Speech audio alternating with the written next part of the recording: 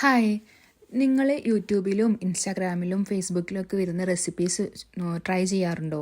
ഞാനും അതുപോലെ ട്രൈ ചെയ്യുന്ന ആളാണ് കേട്ടോ. എപ്പോഴും പുഡിങ്സാണ് ഞാൻ അധികവും ട്രൈ ചെയ്യാറ്. അങ്ങനെ ഞാൻ ട്രൈ ചെയ്ത പുഡിങ് ഫ്ലോപ്പായ കഥയാണ് കേട്ടോ ഞാൻ പറയുന്നത്.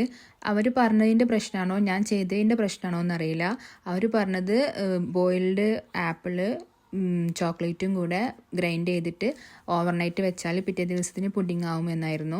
അങ്ങനെ ഞാനും അതുപോലെ ട്രൈ ചെയ്തു, പക്ഷേ അതാണ് ഫ്ലോപ്പായിപ്പോയി.